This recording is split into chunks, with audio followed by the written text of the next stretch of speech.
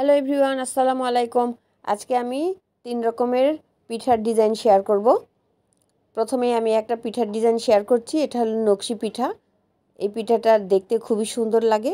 প্রথমে আমি একটা মোটা রুটির উপরে ডিজাইন তুলে নিয়েছি। এখন একটা খেজুর কাঁটা দিয়ে আমি নকশা তৈরি করে নিব। প্রত্যেকটা দাগকে ডাবল করে নিব। ডাবল করে নেওয়ার পরে আমি মাঝখানেও এইভাবে ডিজাইন তুলে নিব। আর একদম উপরে যে গোল, এটাতে আমি খেজুর কাঁটা দিয়ে একটা ফুলের মতো তৈরি করেছি, নকশি পিঠা যেরকম হয়। এরপরে মাঝখানে দাগ দিয়েছি আমি। দাগ দেওয়ার পরে এখানেও আমি নকশি ডিজাইন করে নিয়েছি। এই ডিজাইন তোলা খুবই সহজ, একটু টেকনিক করে জানলেই এই ডিজাইনগুলো তৈরি করা যায়।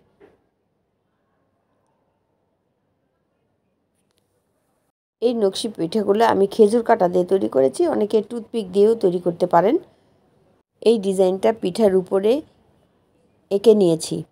তারপরে আমি খেজুর কাঁটা দিয়ে ডিজাইনের উপরে নকশা তৈরি করে নিয়েছি। ডিজাইনটা তৈরি করা হয়ে গেলে চারপাশ দিয়ে আমি কেটে নিয়েছি। এরপর একটা কাটার দিয়ে আমি ডিজাইন কেটে নিচ্ছি। এই ডিজাইনটা কেটে নিতে একটু সময় লাগে, আর একটু পরপর কিন্তু আমি কাটারে তেল মেখে নিচ্ছি।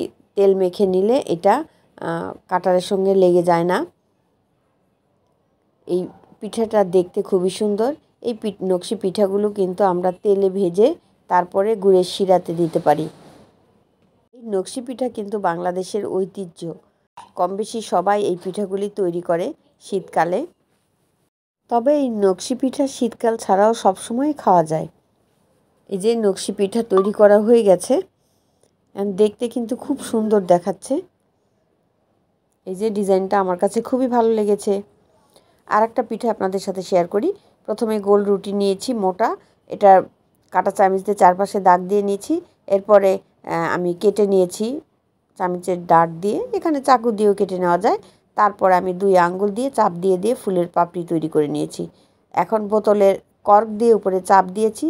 এখন এই মাঝখানে খেজুর কাঁটা দিয়ে আমি একটু ফুলের মতো ডিজাইন তুলে নিচ্ছি। এখন চারপাশে আমি একটু ছিদ্র ছিদ্র করে নিচ্ছি। এই যে তৈরি হয়ে গেছে খুব সুন্দর এবং সহজ একটা পিঠা।